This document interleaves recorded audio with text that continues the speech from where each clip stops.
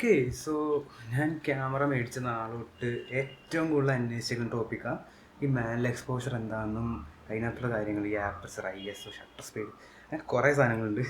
അതൊക്കെ എന്താണെന്ന് അന്വേഷിച്ച് കുറേ കൺഫ്യൂഷൻ അടിച്ചിട്ടുള്ളത്. അപ്പോൾ അതാണ് ഇന്ന് ചെയ്യാൻ പോകുന്നത്. ഇന്ന് ഫുൾ ഡീറ്റെയിലിൽ മലയാളത്തിൽ തന്നെ നമ്മുടെ ആപ്പർച്ചറും ഷട്ടർ സ്പീഡ് ISO അതെല്ലാം ഡീറ്റെയിൽ ആയിട്ട് എക്സ്പ്ലെയിൻ ചെയ്യാൻ പോവുകയാണ്. Okay okay so manual exposure എന്താണെന്ന് വെച്ചാൽ നമ്മുടെ ക്യാമറയിൽ ഈ എക്സ്പോഷർ കൺട്രോൾ ചെയ്യാനായിട്ട് മെയിനായിട്ട് 3 കാര്യങ്ങളുള്ളത്: ആപ്പർച്ചർ, ISO, ഷട്ടർ സ്പീഡ്. അപ്പോൾ ഈ 3 കാര്യങ്ങളും നമ്മൾ തന്നെ കൺട്രോൾ ചെയ്യുമ്പോഴാണ് അതിൻ്റെ മാനുവൽ എക്സ്പോഷർ എന്ന് പറയുന്നത്.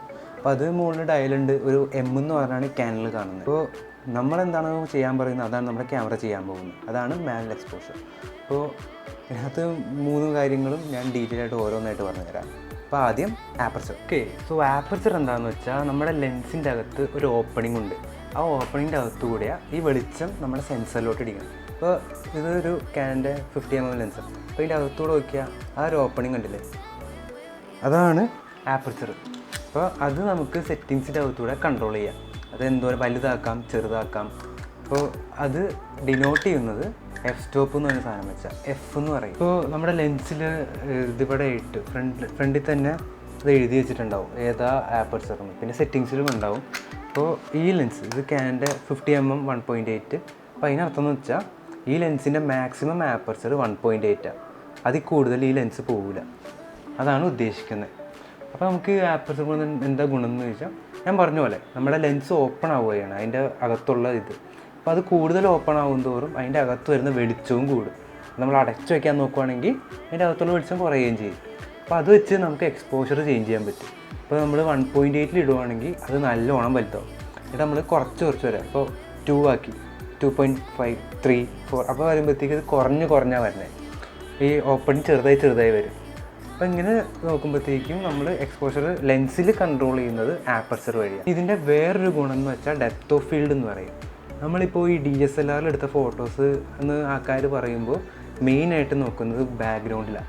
ഇപ്പോൾ ഫോണിൽ പോർട്രേറ്റ് മോഡ് ഓൺ ആക്കുമ്പോൾ പോലെ തന്നെ നമ്മൾ നല്ല ക്ലിയർ ആയിട്ടും നമ്മുടെ ബാക്ക്ഗ്രൗണ്ട് ഫുള്ളൊരു ബ്ലറി രീതിയിലിരിക്കുന്നുണ്ടല്ലേ, ഔട്ട് ഓഫ് ഫോക്കസ് പോലെ. അപ്പോൾ അതാണ് ഡെപ്ത് ഓഫ് ഫീൽഡ്. അപ്പോൾ അതും കൺട്രോൾ ചെയ്യുന്നത് നമ്മുടെ ലെൻസിൻ്റെ ആപ്പർച്ചർ വഴിയാണ്.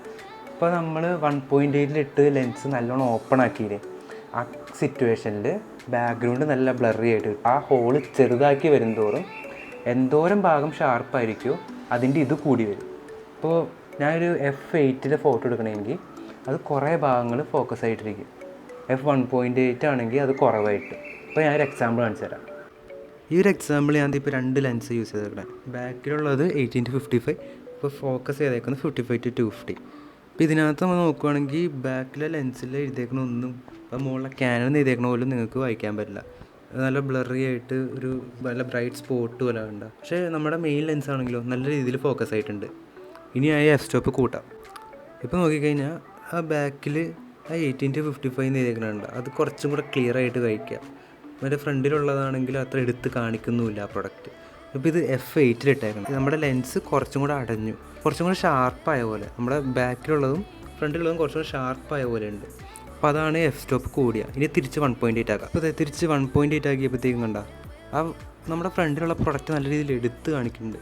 അപ്പോൾ ആ വീഡിയോയിൽ കണ്ടപോലെ നമ്മുടെ ആപ്പർച്ചർ നമുക്ക് ക്ലോസ് ചെയ്യാൻ പറ്റും, വലുതാക്കാനും പറ്റും. അപ്പോൾ അതിനനുസരിച്ച് നമ്മുടെ ഡെപ്ത് ഓഫ് ഫീൽഡും ചേഞ്ച് ആവും. അപ്പോൾ അതിനെക്കുറിച്ചുള്ള മെയിൻ പോയിൻറ്റ്സ് ഒക്കെ അതാണ്. ഇനി നമുക്ക് ഷട്ടർ സ്പീഡിനെ കുറിച്ച് പറയാം. ഷട്ടർ എന്താണെന്ന് ആദ്യം പറയാം. നമ്മുടെ DSLRൻ്റെ അകത്ത് ഒരു മിറർ ഉണ്ട്. ആ മിറർ പൊങ്ങി താഴും നമ്മൾ ഓരോ പ്രാവശ്യം ഫോട്ടോ എടുക്കാൻ വേണ്ടി ഞെക്കുമ്പോൾ. അപ്പോൾ അത് തുറന്ന് എത്ര നേരം എടുത്തിട്ടാണ് ഇത് അടയുന്നത്, അതാണ് ഷട്ടർ സ്പീഡ്. അത് കൂടുതലും ഒരു സെക്കൻഡിൻ്റെ എത്ര ഭാഗം അങ്ങനെയാണത് എക്സ്പ്ലെയിൻ ചെയ്യണത്. 1/1000, 1/100, 1 സെക്കൻഡ്, 5 സെക്കൻഡ് അങ്ങനെ. ഓക്കെ, നമ്മൾ ഷട്ടർ സ്പീഡ് മെയിനായിട്ട് യൂസ് ചെയ്യുന്നത് ഇമേജ് ഫ്രീസ് ചെയ്യാനാണ്. എന്ന് വെച്ചാൽ ഇപ്പോൾ ഹൈ ഷട്ടർ സ്പീഡുകൾ 1/400 അതിൻ്റെ മുകളിലോട്ടും നമ്മൾ കൂടുതലും ആക്ഷൻ ഫോട്ടോഗ്രാഫി, വെള്ളത്തുള്ളികൾ വീഴുന്നത്, അല്ലെങ്കിൽ ഇപ്പോൾ മിഡ് ഫ്ലൈറ്റിൽ ഒരു കിളീൻ്റെ ഫോട്ടോ എടുക്കൽ, അങ്ങനത്തെ കാര്യങ്ങളൊക്കെയാണ് അത്ര ഹൈ ഷട്ടർ സ്പീഡ് യൂസ് ചെയ്യുന്നത്. അപ്പോൾ അതിൻ്റെ ഗുണമെന്ന് വെച്ചാൽ ആ മോമെൻറ്റ് മോഷൻ ബ്ലറൊന്നും ഇല്ലാതെ, വെച്ചാൽ നമ്മൾ രാത്രിയൊക്കെ പോകുമ്പോൾ ഫോണിൽ ഫോട്ടോ ബ്ലറി ആവാറില്ല, അതാവാതെ നല്ല ഷാർപ്പായിട്ടുള്ള ഫോട്ടോ എടുക്കാനാണ് ഹൈ ഷട്ടർ സ്പീഡൊക്കെ യൂസ് ചെയ്യുന്നത്.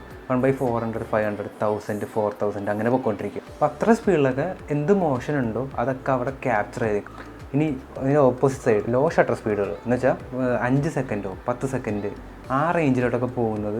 നമ്മളിപ്പോൾ നക്ഷത്രങ്ങളുടെ ഫോട്ടോ എടുക്കൽ, വെള്ളച്ചാട്ടം, അത് നല്ല സിൽക്കി ആയിട്ട് രീതിയിലൊക്കെ എടുക്കൽ, രാത്രി സമയങ്ങളിൽ ഫോട്ടോ എടുക്കൽ, അങ്ങനത്തെ കാര്യങ്ങൾക്കൊക്കെയാണ് നമ്മൾ ലോങ് എക്സ്പോഷർ യൂസ് ചെയ്യുന്നത്. അപ്പോൾ അതാണ് ഷട്ടർ സ്പീഡിൻ്റെ മെയിൻ യൂസ്. നമുക്ക് ലൈറ്റ് കൺട്രോൾ ചെയ്യാൻ യൂസ് ചെയ്യാം. ഇതുപോലെ നമുക്കൊന്നല്ലെങ്കിൽ മോഷൻ ബ്ലർ ഇടാം, അല്ലെങ്കിൽ മോഷൻ ബ്ലർ ഇല്ലാതെ അത് ഇമേജ് ഫ്രീസ് ചെയ്യാം. അപ്പോൾ ഇത് രണ്ടുമാണ് ഷട്ടർ സ്പീഡ്. ഇനി ISO. ഓക്കെ, ISO എന്താണെന്ന് വെച്ചാൽ നമ്മുടെ ക്യാമറയുടെ അകത്തുള്ള സെൻസറിന് വെളിച്ചത്തിനോടുള്ള സെൻസിറ്റിവിറ്റിയാണ് ISO. അപ്പോൾ നമുക്ക് ഒരു സിറ്റുവേഷൻ വന്നു വിചാരിക്കുക, നമുക്ക് ഷട്ടർ സ്പീഡ് ഇപ്പോൾ ഒരു 160, അതിൽ കുറവ് പോകാൻ പറ്റില്ല. അതിൽ കുറവ് പോയാൽ മോഷൻ ബ്ലർ വരാൻ ചാൻസ് ഉണ്ട്. എനിക്ക് ആപ്പർച്ചർ F8 വേണം, അങ്ങനത്തെ സിറ്റുവേഷൻ ആണെന്ന് വിചാരിക്കുക. അപ്പോൾ വെളിച്ചം കുറവാണ്, കാരണം F8 ലെൻസ് അടഞ്ഞിരിക്കുന്നു, ഷട്ടർ സ്പീഡ് അത്രയും ഫാസ്റ്റ് ആയതുകൊണ്ട് അധികം വെളിച്ചവും കിട്ടണില്ല. അപ്പോൾ അങ്ങനത്തെ സിറ്റുവേഷനിൽ എനിക്ക് ISO കൂട്ടാം. ISO ഇപ്പോൾ 100, 200, 400 ഒക്കെ ആക്കാം. അപ്പോൾ അങ്ങനെ ചെയ്യുമ്പോൾ എന്ന് വെച്ചാൽ നമ്മൾ ഫോട്ടോ എഡിറ്റ് ചെയ്യില്ലേ, അപ്പോൾ നമ്മൾ ബ്രൈറ്റ്നെസ് ഇങ്ങനെ കൂട്ടാറില്ലേ ഇപ്പോൾ ഓരോ സ്റ്റോപ്പ് വെച്ച്, അതുപോലെ നമ്മുടെ ക്യാമറ ആ കിട്ടുന്ന വെളിച്ചത്തിനെ കുറച്ചും കൂടെ ബ്രൈറ്റ് ആക്കാൻ നോക്കും, എഡിറ്റ് ചെയ്യണ പോലെ തന്നെ.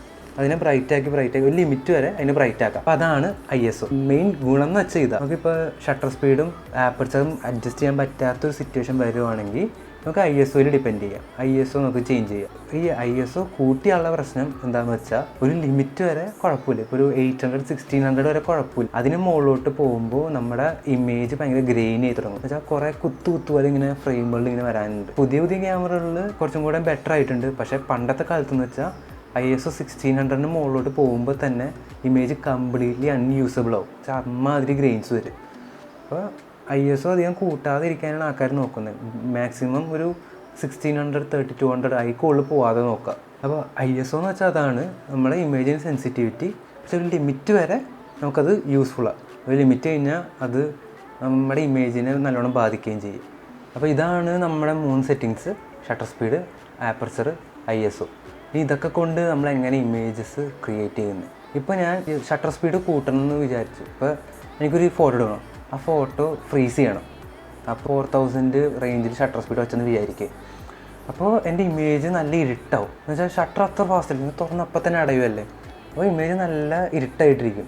അപ്പോൾ എനിക്ക് എന്താ ചെയ്യാൻ പറ്റുക? ഒന്നല്ലെങ്കിൽ എൻ്റെ ലെൻസിൻ്റെ അകത്തുള്ള ഓപ്പണിങ് വലുതാക്കാം, അല്ലെങ്കിൽ എൻ്റെ ISO കൂട്ടാം. എനിക്ക് ആപ്പർച്ചർ കൂട്ടണം. എന്ന് വെച്ചാൽ എൻ്റെ ലെൻസിൻ്റെ അകത്തുള്ള ഇതില്ലേ, അത് കൂടുതൽ അടയ്ക്കണം. അപ്പോൾ അത് അടയ്ക്കുമ്പോൾ ഇപ്പോൾ F8, F11 ഒക്കെ ആകുമ്പോഴത്തേക്കും നല്ലോണം അടഞ്ഞിരിക്കുക, ചെറിയൊരു ഹോൾ അതിനകത്തുള്ളത്. അപ്പോൾ അതിൻ്റെ അകത്തൂടെ കുറേ ലൈറ്റ് വരില്ല. അപ്പോൾ ഞാൻ എന്ത് ചെയ്യും? ഒന്നല്ലെങ്കിൽ എൻ്റെ ഷട്ടർ സ്പീഡ് കുറയ്ക്കാൻ നോക്കും, 160, 140, 1 സെക്കൻഡ് അങ്ങനെ കുറയ്ക്കാൻ നോക്കും. അല്ലെങ്കിൽ എൻ്റെ ISO കൂട്ടാൻ നോക്കും, ISO 200, 400, 800 ആക്കാൻ നോക്കും. അപ്പോൾ ഇങ്ങനെയാണ് അത് ചേഞ്ച് ചെയ്യുന്നത്. അപ്പോൾ നമ്മളിപ്പോൾ ഒരു സെറ്റിങ്സ് ചേഞ്ച് ചെയ്യാൻ നോക്കിയാൽ അതിനൊപ്പം ബാക്കി 2 സെറ്റിങ്സ് ചേഞ്ച് ചെയ്യണം, എന്നാലേ കറക്റ്റായിട്ടൊരു എക്സ്പോഷർ കിട്ടുള്ളൂ. അപ്പോൾ അതാണ് എക്സ്പോഷർ ട്രയാങ്കിൾ എന്ന് വെച്ചാൽ. ഈ 3ഉം തമ്മിലുള്ള റിലേഷൻ. ഇതാണ് ഫോട്ടോഗ്രാഫിയുടെ മെയിൻ ബേസിക് ആയിട്ടൊരു പ്രിൻസിപ്പിളാണ്. എക്സ്പോഷർ ട്രയാങ്കിളും മാനുവൽ എക്സ്പോഷർ ഇതൊക്കെ എങ്ങനെ ചെയ്യേണ്ടതെന്ന്. അപ്പോൾ ഇത് ഒരു വീഡിയോ കൊണ്ട് മനസ്സിലാവില്ല, അതെനിക്കറിയാം, എനിക്ക് മനസ്സിലാവില്ല. എനിക്ക് പറയാനുള്ളതെന്ന് വെച്ചാൽ വീട്ടിൽ പോയിട്ട് ഇത് ട്രൈ ചെയ്യുക, എക്സ്പെരിമെൻറ്റ് ചെയ്ത് നോക്കുക. ഷട്ടർ സ്പീഡുകൾ കുറച്ചും കൂട്ടിയും ആപ്പർച്ചർ കുറച്ചും കൂട്ടിയും ഇത് ഓരോന്നും എങ്ങനെയാണ് നമ്മുടെ ഇമേജിനെ എഫക്റ്റ് ചെയ്യണമെന്ന് മനസ്സിലാക്കുക. അപ്പോൾ അത് മനസ്സിലാക്കുമ്പോഴത്തേക്കും നമുക്ക് തോന്നും, ഓക്കെ ഷട്ടർ സ്പീഡ് ഇത്രയും കുറച്ച് കഴിഞ്ഞാൽ ഇങ്ങനത്തെ ഒരു ഫോട്ടോ എടുക്കാം, അല്ലെങ്കിൽ ആപ്പർച്ചർ ഇത്രയും കൂട്ടിക്കഴിഞ്ഞാൽ ഇത്രയും ഫോക്കസ് ചെയ്യാം. അപ്പോൾ നമുക്കത് മെല്ലെ മനസ്സിലാവുള്ളൂ. അപ്പോൾ അത് മനസ്സിലാക്കി അത് പെർഫെക്റ്റ് ആക്കുകയാണെങ്കിൽ തന്നെ നിങ്ങളൊരു അടിപൊളി ഫോട്ടോഗ്രാഫർ ആവാം. നിങ്ങൾക്ക് പ്രൊഫഷണലി ഇത് നല്ല രീതിയിൽ ചെയ്യാനും പറ്റും. അപ്പോൾ ഇത് ആദ്യം ചെയ്ത് നോക്കുക, പ്രാക്ടീസ് ചെയ്യുക. ഈ വീഡിയോ 2-3 ശേഷം കാണുമ്പോൾ തന്നെ നിങ്ങൾക്കത് മനസ്സിലാവും. അപ്പോൾ ഇതാണ് ഇന്നത്തെ വീഡിയോ. നിങ്ങൾക്ക് എന്തെങ്കിലും ഒപ്പീനിയൻസോ അല്ലെങ്കിൽ ഫ്യൂച്ചറിൽ എന്തൊക്കെ വീഡിയോസ് വേണമെന്ന് ഒപ്പീനിയൻസ് ഉണ്ടെങ്കിൽ കമൻറ്റ് സെക്ഷനിൽ പറയുക. വീഡിയോ ഇഷ്ടമെങ്കിൽ ലൈക്ക് ചെയ്യുക, സബ്സ്ക്രൈബ് ചെയ്യുക. പിന്നെ അടുത്ത വീഡിയോ വരെ ബൈ. മഹേഷേ, ഫോട്ടോഗ്രാഫി പഠിപ്പിക്കാൻ പറ്റില്ലടാ, പക്ഷെ പഠിക്കാൻ പറ്റും.